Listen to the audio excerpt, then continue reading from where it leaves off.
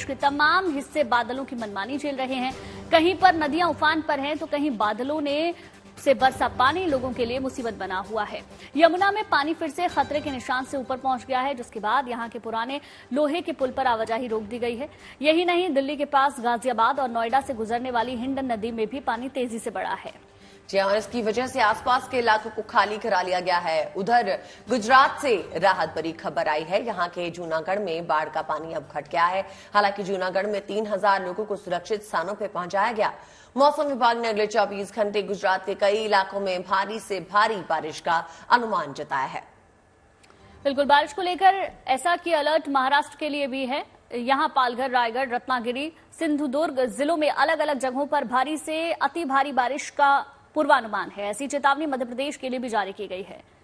ये 6 अलग अलग तस्वीरें अलग अलग जगह की आपकी टेलीविजन स्क्रीन पर आप देख सकते हैं किस तरीके से यमुना का जलस्तर बढ़ा है और यमुना के जलस्तर बढ़ने की वजह से कई इलाके, कई जिले प्रभावित हुए हैं।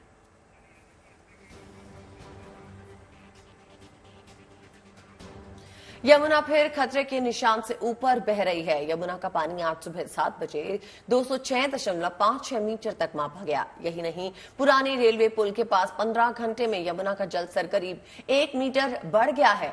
हरियाणा में हथनीकुंड से पानी छोड़े जाने के बाद जलस्तर बढ़ा है और निचले इलाके में रहने वालों की मदद के लिए एनडीआरएफ और एसडीआरएफ की टीमें मौजूद हैं।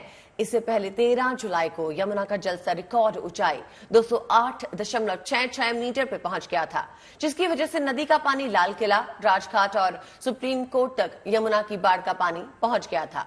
2 तस्वीरें आपके सामने हैं। ये तस्वीरें बता रही हैं कि दिल्ली पर फिर से जल संकट मंडराने लगा है। जाहिर है, दिल्ली से लेकर महाराष्ट्र तक कई इलाकों में लोगों की जल परीक्षा जारी है। इस बीच यूपी से लेकर गुजरात तक कई जगहों से रेस्क्यू ऑपरेशंस की तस्वीरें सामने आई, जहां सड़कों पर भरे पानी के बीच ही नाव चलानी पड़ी ताकि लोगों को निकाला जा सके।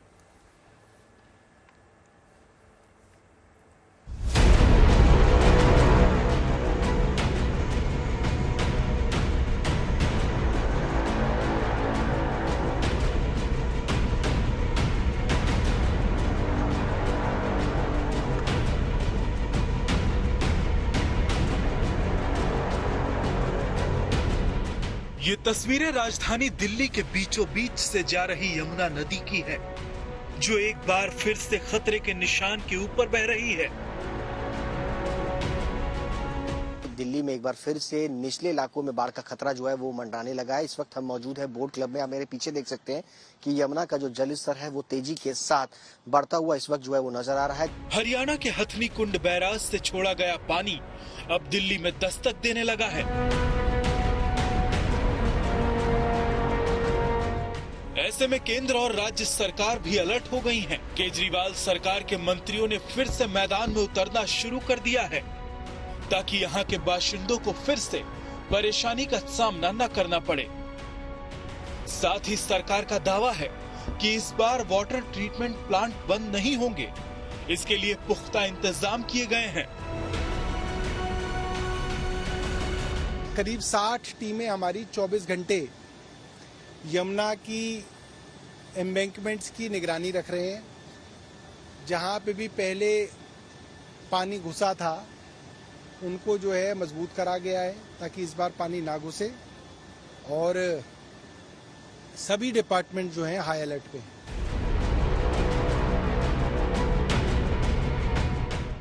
इधर दिल्ली के पास यूपी के गाजियाबाद और नोएडा में भी प्रशासन को अलर्ट होना पड़ा है। दरअसल यहाँ हिंडन नदी का जलस्तर बढ़ गया है। ऐसे में कई लोगों के मकानों में पानी घुस चुका है, लिहाजा इन प्रभावितों को सुरक्षित जगहों की ओर ले जाया जा रहा है। हिंडन नदी के करीब का करहेड़ा गांव और आसपास की कई कॉलोनियां जलमग्न हो चुकी हैं और लोग यहां पलायन को मजबूर हैं। इस बाढ़ से करीब 3000 लोग प्रभावित बताए जा रहे हैं। प्रशासन और पुलिस के साथ ही एनडीआरएफ की टीम लगातार लोगों को रेस्क्यू करने में जुटी हुई है।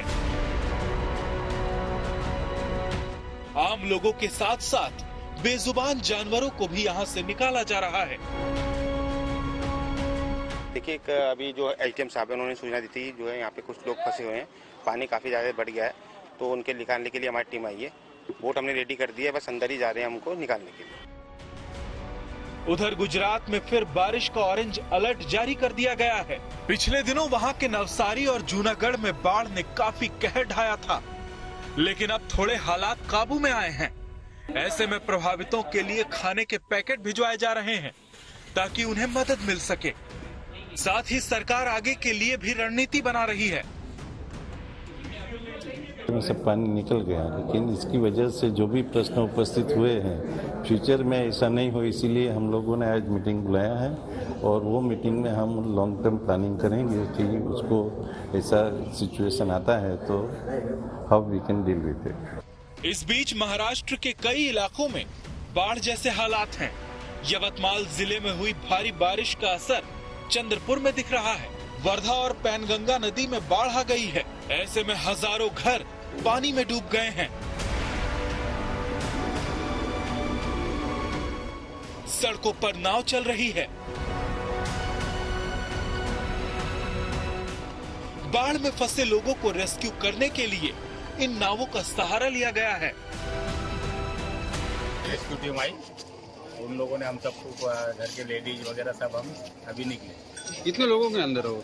अभी तो हर घर में लोग है, क्योंकि ऊपर का बारिश नहीं है तो लोग बोले उतर जाएगा, तो हर इंसान अपने अपने घरों में ही। तो पानी बढ़ रहा है? पानी बढ़ ही रहा है। मुंबई में भी यही हाल है, जहां बारिश के बाद अंधेरी समेत कई इलाके पानी से लबालब भर गए हैं।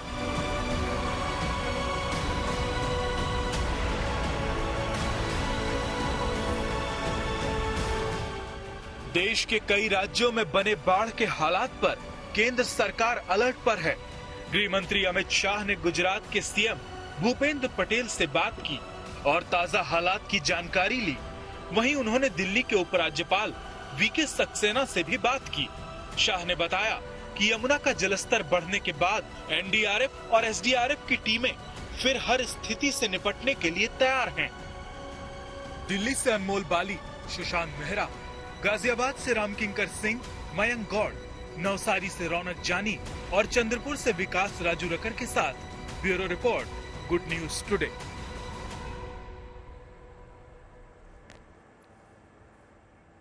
देश के कई हिस्से बाढ़ के पानी से बेहाल हैं, लेकिन राजस्थान के पाली में बरसात का पानी मंदिर में भरने से लोग खुश हैं। उनका कहना है कि ये भैरवनाथ का आशीर्वाद है। ऐसे में तालाब का पानी काला गोरा भैरव के मंदिर में पहुंचने पर लोगों ने पानी के बीच से ही आरती की। मान्यता है भैरव जी के चरणों तक पानी आने पर इलाके में खुशहाली और संपन्नता बढ़ती है। अमूमन 3 या 4 साल में ऐसा समय आता है जब मंदिर में इस तरह पानी पहुंचता है, लिहाजा आरती के समय भी श्रद्धालुओं में काफी उत्साह दिखाई दिया। इस आरती में बच्चे और बुजुर्ग भी शामिल हुए। हर 3 साल में भैरव जी यहाँ पर स्नान करते हैं। तालाब का पानी पूरा भर जाता है। हर 3 बरस 4 बरस में भैरव जी स्नान करते हैं और ये बहुत ही प्राचीन मंदिर है भैरव जी का। सदियों से पुराना मंदिर है। ये तालाब खुदा उससे पहले से ये मंदिर है, बहुत प्राचीन मंदिर है और 36 कौमी इस भैरव जी के मंदिर में आती है और दोग देती है और भैरव जी को पूजती है, मानती है और गांव के भैरव जी है ये। 36 कौम आती है यहाँ पर, बहुत प्राचीन मंदिर है ये। और अब बात करते हैं उस मां की जिसके लिए अपनी बेटी से पहले उसकी ड्यूटी है। इन दिनों देश के कई हिस्से बाढ़ की चपेट में हैं। इसी कड़ी में पंजाब के संगरूर में बाढ़ प्रभावित इलाकों में इमरजेंसी हेल्थ सुविधाओं के लिए एम्बुलेंस की तैनाती की गई है। एम्बुलेंस में तैनात एएनएम गुरप्रीत कौर बाढ़ प्रभावित इलाकों में लोगों तक मदद पहुंचा रहे हैं। लेकिन जब ड्यूटी के वक्त उनकी बेटी का जन्मदिन आया तो उन्होंने घर ना जाकर एम्बुलेंस में केक काटकर बेटी का जन्मदिन मनाया। इस मौके पर गुरप्रीत ने बेटी को वीडियो कॉल किया और अपने सहकर्मियों के साथ केक काटकर बेटी के जन्मदिन का जश्न मनाया। हैप्पी बर्थडे मेरी जान, हैप्पी बर्थडे, हैप्पी बर्थडे मेरी जान, हैप्पी बर्थडे। कुदरत दा कहर है जी, एमरजेंसी ड्यूटी लगी है, ਅਸੀਂ हस के ड्यूटी कर रहे हैं। बस इन बिटवीन मेरी बेटी ਦਾ बर्थडे आ गया जी। ਬੱਚਾ महसूस कर रहा सी, नहीं पता सी भी इन्ने लेट हो जाएंगे। डेली ਹੁੰਨੇ ਆ सर, ਉਹਨੂੰ ਕਹਿ ਕੇ ਆਈ ਸੀ ਵੀ ਬੱਚੇ ਜੇ ਟਾਈਮ ਨਾਲ ਆ ਗਈ ਤਾਂ ਤੇਰਾ ਬਰਥਡੇ ਮਨਾਵਾਂਗੇ, ਪਰ ਹੁਣ ਲੱਗ ਰਿਹਾ ਸਰ 5:30 ਤੋਂ ਉੱਪਰ ਹੋ ਚੁੱਕਿਆ ਟਾਈਮ, ਵੀ ਜਦੋਂ ਜਾਵਾਂਗੇ ਬੱਚਾ ਸੋ ਜਾਊਗਾ। ਇਸ ਕਰਕੇ ਸੋਚਿਆ ਕਿ ਵੀਡੀਓ ਕਾਲ ਕਰਕੇ ਇੱਥੇ ਸੈਲੀਬ੍ਰੇਟ ਕਰਾਂ ਜੀ ਬੱਚੇ ਦਾ बर्थडे। और चलिए अब खबर बिहार के नालंदा से। वहां बोरवेल के गड्ढे में गिरे एक बच्चे को सकुशल बाहर निकाल लिया गया। शिवम नाम का ये बच्चा जब अपनी मां के साथ खेत में मौजूद था तभी उसका पैर फिसला और गड्ढे में जा गिरा। इसके बाद 8 घंटे तक लंबा रेस्क्यू ऑपरेशन चला, जिसमें एनडीआरएफ और प्रशासन को बड़ी कामयाबी मिली। देखिए।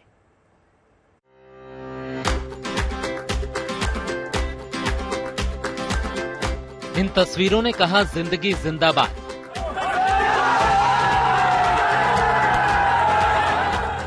इन तस्वीरों ने कहा ये हौसलों की सबसे बड़ी मिसाल है। बहुत बहादुर बच्चा था और बहुत बहादुर बच्चा है। इन तस्वीरों ने कहा इंसानियत की यही असली पहचान है। इस वक्त ये बड़ी सफलता रेस्क्यू ऑपरेशन टीम को मिली है। यहाँ पे शिवम को निकाल लिया गया है। जिंदगी मुश्किल में थी, लेकिन जब सैकड़ों लोगों की मेहनत हो तो उसका फल कुछ इसी तरह रंग लाता है। बिहार के नालंदा में 3 साल का शिवम जिंदगी की जंग जीत गया। उसे एनडीआरएफ, एसडीआरएफ और दूसरी एजेंसियों ने मिलकर 8 घंटे की मशक्कत के बाद सकुशल बोरवेल के गड्ढे से बाहर निकाल लिया। ये देखिए शिवम बिल्कुल सही है, शिवम बिल्कुल सही है और ये सफल रेस्क्यू ऑपरेशन है। दरअसल ये हादसा रविवार सुबह करीब 9 बजे हुआ। शिवम की मां खेत में काम कर रही थी जब शिवम खेल रहा था। इसी वक्त वहां बोरवेल के लिए जो 150 फीट का गड्ढा खोदा गया, खेलते खेलते अचानक शिवम उसमें गिर गया। बताया गया कि वो करीब 60 फीट नीचे फंसा था और वहां पानी था। इसके बाद गांव वालों ने शिवम को निकालने की कोशिश की। 8:30 बजे शिवम घर से निकला था मम्मी के साथ में। मम्मी यहाँ पे सब्जी कोड़ रहा था। शिवम बच्चा यहाँ पर आया खेलने के लिए। हम गाड़ी ट्रैक्टर चलाने के लिए चला गए थे रवि भट्टा पर। हम सुने, अचानक सुने, हम गाड़ी जैसे लगाए उसे सुने कि तुम्हारा बेटा बोरिंग में गिर गया। तो हमको तो कोई होश नहीं था। फिर सुबह करीब 10 बजे इस हादसे की सूचना एनडीआरएफ और दूसरी एजेंसियों के पास पहुंची। ऐसे में इनकी टीमें भी तुरंत मौके के लिए रवाना हो गईं और 10:30 बजे रेस्क्यू ऑपरेशन शुरू कर दिया गया।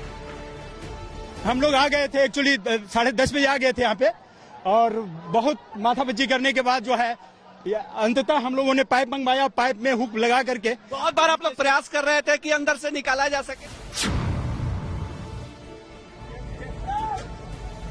ये पूरा अभियान आसान नहीं था। गड्ढा बेहद संकरा था, लेकिन बच्चे का हौसला उससे भी काफी गुना बड़ा था। राहत की बात ये रही कि अंदर से बच्चे की चिल्लाने की आवाजें आ रही थी। साथ ही जो कैमरे अंदर डाले गए वो बच्चे की हर हरकत दिखाते हुए उम्मीद की लौ बनाए हुए थे। इसी के पास जेसीबी से खुदाई भी जारी थी। प्रशासन से लेकर एनडीआरएफ तक ने एड़ी चोटी का जोर लगा दिया था। एनडीआरएफ समेत दूसरी एजेंसियों के जवान पूरी तरह मुस्तैद थे, डटे हुए थे। फिर आखिरकार वो समय आ ही गया जिसका पिछले 8 घंटे से इंतजार किया जा रहा था। बच्चे को कुछ इस तरह बाहर निकाला गया। उसे पाइप में हुक लगाकर बाहर खींच लिया गया। वो होश में था, जिसके बाद बिना देर किए उसे अस्पताल ले जाया गया। अभी बच्चा तो स्टेबल है, ठीक है। सारा वाइटल्स वगैरह हम लोग देखे हैं, स्टेबल है। सेचुरेशन मेंटेन कर रहा है। जो भी रिक्वायरमेंट होता है ऑक्सीजन का वो दिया जा रहा है, क्योंकि शायद 8 से 10 घंटे बच्चा बोरवेल में रहा है, तो हाइपोक्सिया का केस बनता है। और अभी सारा इन्वेस्टिगेशन हम लोग भेजे हैं, देखते हैं रिपोर्ट आने के बाद फिर क्या होता है। अभी बच्चे की स्थिति ठीक है। इस तरह शिवम ने बड़ी जंग जीत ली, उसे दूसरा जीवन दान मिला। ऐसे में इस पूरे रेस्क्यू ऑपरेशन के लिए प्रशासन, पुलिस, एसडीआरएफ और एनडीआरएफ समेत दूसरी टीमों की भी काफी तारीफ हो रही है। नालंदा से रंजीत सिंह और रोहित सिंह के साथ bureau report, good news today. और बात भक्ति की शक्ति की। अधिक मास का महीना चल रहा है। मान्यता है कि महीना ईश्वर भक्ति के लिए विशेष होता है। ऐसे में अधिक मास के पहले सोमवार को बड़ी संख्या में श्रद्धालु मंदिर पहुंचे और महादेव का अभिषेक किया। उज्जैन के महाकाल मंदिर में श्रद्धालुओं ने महाकाल का अभिषेक किया, वो भस्म आरती में शामिल हुए। वहीं हरिद्वार में भगवान शंकर के ससुराल कंखल में दक्षेश्वर प्रजापति मंदिर में भक्तों ने शिव पूजा की। प्रयागराज के मंकामेश्वर मंदिर में श्रद्धा का सैलाब उमड़ता दिखाई दिया। 1 लोटा जल चढ़ाने के लिए सुबह से भक्तों की लाइन लगी दिखी। दिल्ली के चांदनी चौक में स्थित गौरी शंकर मंदिर में भी अधिक मास के पहले सोमवार के दिन भारी भीड़ दिखाई दी। श्रद्धालु सुबह से अपने आराध्य के दर्शन के लिए वहां पहुंचने शुरू हो गए थे। ऐसा ही आस्था और भक्ति का अद्भुत नजारा कानपुर के आनंदेश्वर मंदिर और मेरठ के औगड़नाथ मंदिर में भी दिखाई दिया।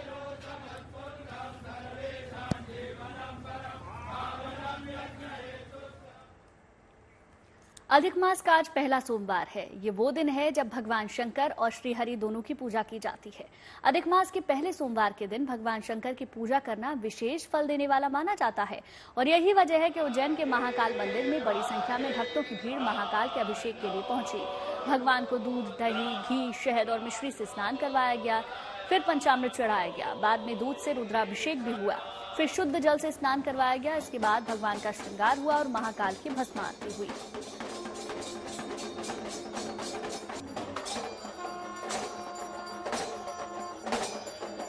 देखिए, दो तस्वीरें हैं इस वक्त आपकी टेलीविजन स्क्रीन पर। पहली तस्वीर आप देख सकते हैं महाकाल के अभिषेक की ये तस्वीरें और उसके बाद जब अभिषेक हुआ उसके बाद महाकाल की भस्म आरती की गई। भस्म आरती के साथ साथ ये जो खास आरती है जो कि ढोल, मृदंग और डमरू के साथ होती है वो आप इन तस्वीरों में देख सकते हैं।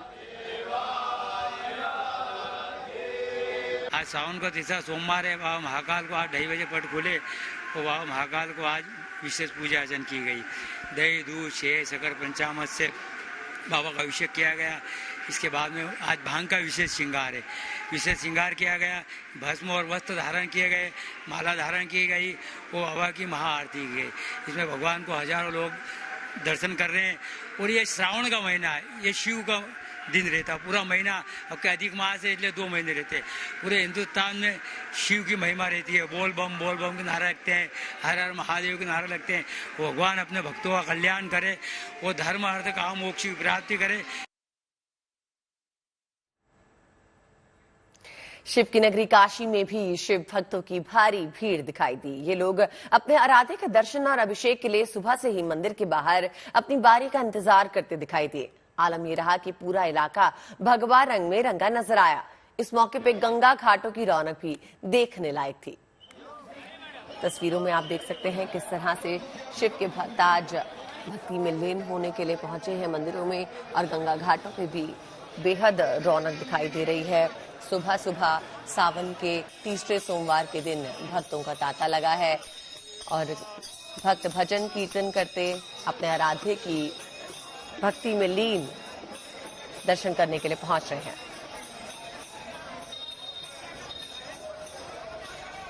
आप समस्त प्रदेशवासियों बल्कि समस्त देश ही नहीं बल्कि पूरे विदेशों को भी बाबा श्री काशी विश्वनाथ जी की कृपा सदा सदैव सर्वदा बनी रहे। जैसे मस्तक पे चंदा है गंगा बसी जटाओं में, वैसे रखना है अविनाशी मुझे प्रेम की छाओं में। कोई नहीं तुम सा तीनों लोकों की 10 दिशाओं में, महलों से भी ज्यादा सुख है कैलाश की खुली हवाओं में। अनुपम खेर अपनी अगली फिल्म की तैयारियों में जुटे हैं।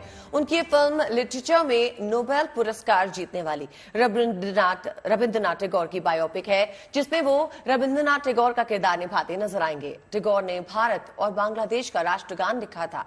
इसके साथ ही उन्होंने कई और गीत भी लिखे थे। अब उन्हें कई नामों से याद किया जाता है, जिसमें गुरुदेव भी शामिल है।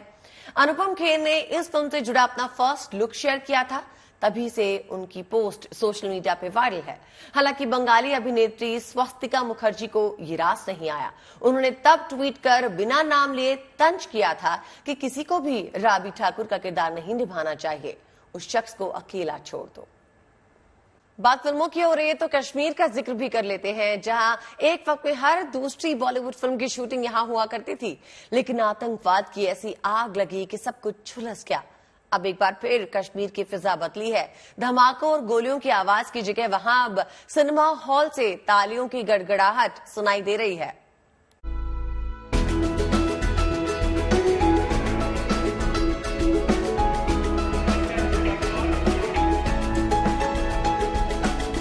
बत्तीस साल बाद घाटी में सिनेमा की वापसी हुई तो कश्मीर की खूबसूरती में एंटरटेनमेंट का तड़का भी लग गया। कश्मीर के युवा सिनेमा की ओर खिंचे चले गए और एक बार फिर उनकी जिंदगी में मनोरंजन लौट आया। अब आलम यह है कि श्रीनगर के इकलौते मल्टीप्लेक्स में ओपनहाइमर जैसे बॉलीवुड फिल्म हाउसफुल जा रही हैं। श्रीनगर में दशकों के बाद पिछले साल सितंबर के महीने में ये अकलौता मल्टीप्लेक्स सिनेमा यहाँ पर खोला गया, लेकिन तब से अब तक कभी भी इस सिनेमा में हाउसफुल जो है दर्शक नहीं आए। बहुत कम संख्या में दर्शक आते हैं, लेकिन पहली बार जो है ओपनहाइमर फिल्म के यहाँ पर रिलीज होने के बाद, यहाँ पर दिखाए जाने के बाद ये सिनेमा हॉल श्रीनगर का हाउसफुल हुआ है। जम्मू कश्मीर, जहां की फिजा में अब ना बारूद की गंध आती है और ना ही पक पक पर मातम पसरा होता है। गोलियों की गड़गड़ाहट और बमों के धमाके की जगह अब सिनेमा हॉल से तालियों की गड़गड़ाहट सुनाई देने लगी है। सिनेमा हॉल के बाहर हाउसफुल के बोर्ड लगे हैं और युवाओं में उत्साह और उमंग का संचार हो रहा है। अभी नया खुला है तो मतलब पहले तो ऐसे डर लगता था कि क्या करे, क्या है यहाँ पे, थोड़ा ऐसे आपको पता है एनवायरनमेंट कैसा है यहाँ पे, बट अब यहाँ पे ठीक है और अच्छा है, मतलब इनॉक्स सिनेमा हॉल अच्छा है। मनोरंजन का ये सिलसिला अब थमने वाला नहीं है, क्योंकि पिछले एक साल में एक के बाद एक सिनेमा हॉल खोले जा रहे हैं। पिछले साल सितंबर महीने में उपराज्यपाल मनोज सिन्हा ने 520 सीट वाले राज्य के पहले मल्टीप्लेक्स का उद्घाटन किया था।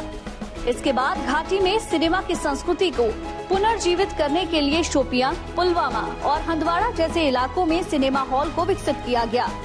बदले हुए माहौल में कश्मीर के लोगों की जिंदगी में फिर से बॉलीवुड और हॉलीवुड फिल्मों का मनोरंजन लौट चुका है। अशरफ बानी, श्रीनगर, गुड न्यूज टुडे।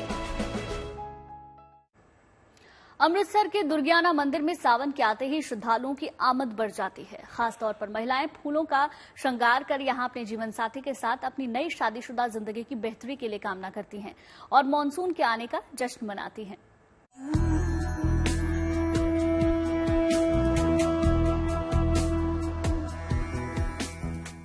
सावन का महीना है, मॉनसून की आमद है, तो भला इस पावन महीने में भगवान के आशीर्वाद के साथ मानसून का आनंद कौन नहीं उठाना चाहेगा। अमृतसर के दुर्गियाना मंदिर में पारंपरिक पूजा और मानसून सेलिब्रेशन के लिए नव दंपत्ति बड़ी संख्या में जुटे। खास बात ये रही कि सभी फूलों का पारंपरिक श्रृंगार कर मंदिर आए। वैवाहिक जीवन खुशहाल बना रहे, भविष्य में कोई दिक्कत न आए, इसी कामना के साथ सभी ने यहाँ भगवान लक्ष्मी नारायण का आशीर्वाद लिया। यहाँ आए नए जोड़ों को, विशेष रूप से नई दुल्हनों को फूलों का श्रृंगार कर बेहद आनंद आया। सबने एक सुर में इस परंपरा को सराहा और ईश्वर का आशीर्वाद लिया। शीतला मंदिर में सावन का त्योहार मनाने आए। ये मंदिर बहुत प्रसिद्ध है, काफी सारे पुराना मंदिर है। इस मंदिर में सांवों का माथा टेका जाता है और अच्छी मनोकामना, शुभकामनाओं के लिए, अच्छे परिवार की सुख शांति के लिए मनोकामनाएं की जाती है। ये प्रेम का प्रतीक है, लव है, तो इसलिए अच्छा लगता है। न्यूली ब्राइड लोग आते हैं यहाँ पे और मुझे भी यहाँ आके बहुत अच्छा लग रहा है। मुझे बहुत पॉजिटिव वाइब्स फील हो रही है, तो मैं बहुत ब्लेस्ड हूँ यहाँ आके। न्यूली मैरिड कपल अपनी फ्यूचर लाइफ के लिए आशीर्वाद लेने जाते हैं कि सब अच्छे से रहे। दुर्गियाना मंदिर के पुजारी ने इस परंपरा के जरिए पूजन की प्रथा की व्याख्या की और बताया कि आखिर क्यों नए शादीशुदा जोड़े यहाँ सावन में जुटते हैं। हर साल दुर्गियाना मंदिर में ये जो श्रृंगार किया जाता है, ये नव दंपत्ति जो है अपने पति की दीर्घायु के लिए, अपने संतान की लंबी आयु के लिए अपना कलियों से श्रृंगार करती हैं। और हर साल श्री लक्ष्मी नारायण मंदिर में भगवान श्री लक्ष्मी नारायण जी का, श्री कृष्ण दरबार, श्री राम दरबार का हर साल सावन महीने में श्रृंगार किया जाता है। दुर्गियाना मंदिर में सावन के आते ही नए जोड़ों का फूलों का श्रृंगार कर मंदिर आने और आशीर्वाद पाने की परंपरा है, जो आज भी बनी हुई है। नए जोड़े यहाँ आकर शादीशुदा जिंदगी की अच्छी शुरुआत की कामना करते हैं और मानसून के आने का जश्न मनाते हैं। Bureau report, good news today. Ram भक्तों के लिए ये आंध्र प्रदेश के कुर्नूल से गुड न्यूज आई है। आंध्र प्रदेश के कुर्नूल में 108 फीट ऊंची भगवान राम की प्रतिमा स्थापित की जाएगी। मंत्रोच्चार के बीच इस प्रतिमा की आधारशिला रखी गई, जिसमें बड़ी संख्या में राम भक्त शामिल हुए।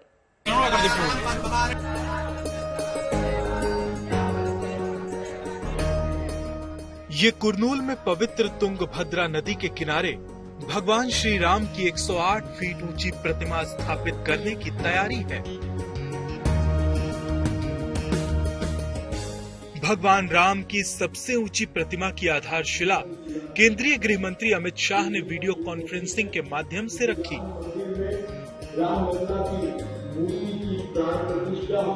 यहाँ इस प्रतिमा का मॉडल रखा है। अगर ये प्रतिमा बनती है तो ये देश में प्रभु श्री राम की सबसे ऊंची प्रतिमा होगी।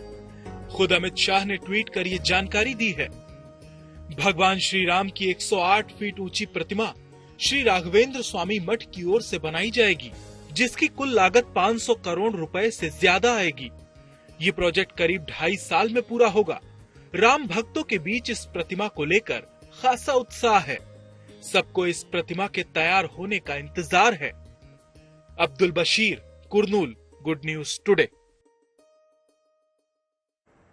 और अब बात रक्षा क्षेत्र में लगातार मजबूत होते भारत की। इसी कोशिश के तहत भारतीय वायुसेना ने फ्रांस की एविएशन कंपनी डसॉल्ट से राफेल में एयर टू एयर मिसाइल जैसे स्वदेशी हथियारों को लगाने को कहा है। ये मेक इन इंडिया के लिहाज से बड़ा फैसला है। इससे भारत में बने हथियारों के लिए ग्लोबल मार्केट भी खुलेगा।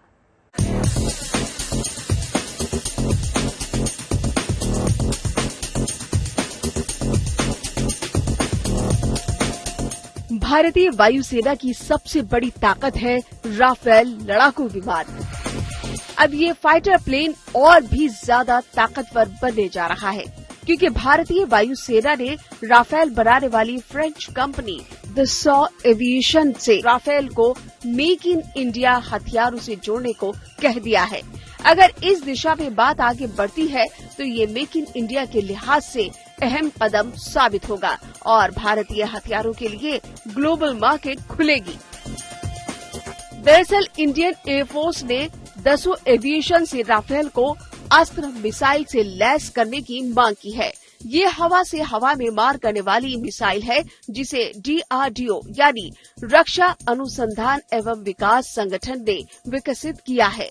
अस्त्र मिसाइल 100 किलोमीटर के दायरे में कोई भी लक्ष्य भेद सकती है। जल्द ही इसकी क्षमता बढ़ाकर 160 किलोमीटर कर दी जाएगी। भारत चाहता है कि राफेल को DRDO की विकसित मिसाइलों और दूसरे हथियार से लैस किया जाए। अगर ऐसा होता है तो भारतीय वायुसेना राफेल का और बेहतर इस्तेमाल कर पाएगी। वायुसेना के पास अभी 36 राफेल लड़ाकू विमान हैं। वहीं नौसेना के लिए भी 26 राफेल लाने को मंजूरी दे दी गई है। रूस में बने लड़ाकू विमान सुखोई 30 MKI में पहले से ही स्वदेशी हथियार लगा दिए गए हैं। इसके अलावा LCA तेजस विमान भी मेक इन इंडिया हथियारों से लैस है।